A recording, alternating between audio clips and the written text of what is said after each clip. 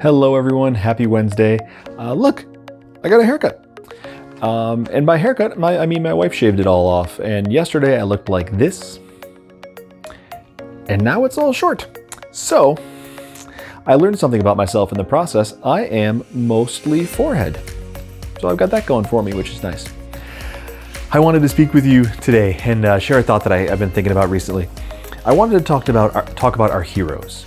Who do we look up to? Who do we want to be like? And that might be somebody that you know in your life, and maybe an author that you read. It could be a speaker or preacher that you're familiar with or you've heard speak before. Maybe it's a movie star or something. But who do you want to be like?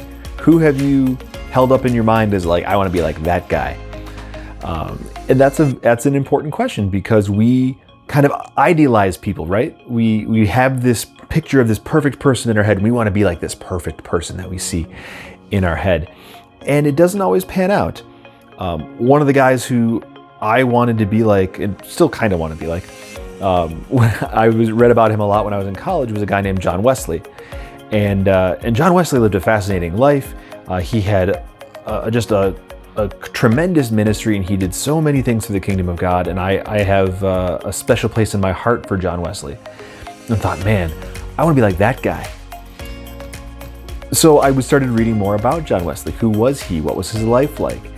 And as you dig a little deeper, you can see all these like little corners and pockets of his life that were a complete mess. I will not point them out here. I wouldn't want someone sharing my deficiencies 200 years after the fact, but John Wesley had some corners of his life that were a complete train wreck, that were just absolutely terrible by any standards. Those standards of his life and our standards today, it's just a mess. And that can be the case, right? When we start digging into the humanity of the person that we want to be like, we can start to see that they have just as many blind spots and problems as we do. I saw a clip recently that made me laugh. Here's just a 2-second version of it. I just wanted to ask, in regards to those of us that are strong Christians that follow you. Follow Christ, hopefully, and we follow Christ. So the woman says, "Oh, as strong Christians who follow you," and Stephen Colbert responds, "Well, hopefully you're following Christ." And that was a funny line. That was a humorous thing to say, but there's some truth in there, isn't there? If we are trying to be like people, if we're trying to be like someone we admire or look up to, whether that's a parent or a mentor or just a famous person, ultimately, the more layers of the onion you peel back, there's going to be some level of disappointment, because people are fallible. People make mistakes. People have blind spots, and they have moments of weakness, and they have deficiencies. So if we are trying to be like someone we know or have seen or have heard about, it's not going to cut it. We are called to emulate Christ and to have him be the standard that we try to live up to. It's a better standard, first of all, but also it's what we're called to as Christians. The word Christian came into being because it literally means little Christs. We are called to be little Christs. We're not called to be little John Wesleys, and we're not called to be little versions of our parents. We're not called to be little Stephen Colberts. We're called to be like Christ. So as we evaluate our heroes, there's of course there's a place for heroes. There's a place for the people that we look up to. But are we keeping them in their proper place? Do we say, I admire things about them, I admire traits and attributes, I might even admire that person in generality, but I seek to be like Christ as my goal? So I'd like you to think about that this week. Who are your heroes? Are you holding them in proper esteem?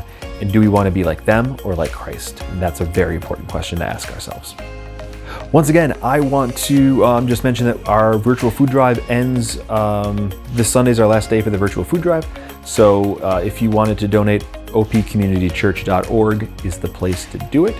Also, I'm sure word has been spreading and disseminating a little bit here and there, but we are going to start in a couple of weeks, once the equipment that I need comes in the mail.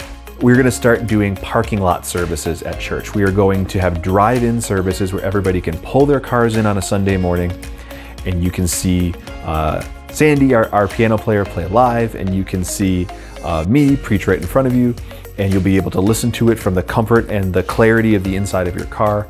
It'll be great. So that is coming soon. I'll have a date for you once all the equipment arrives. Until then, I just don't know.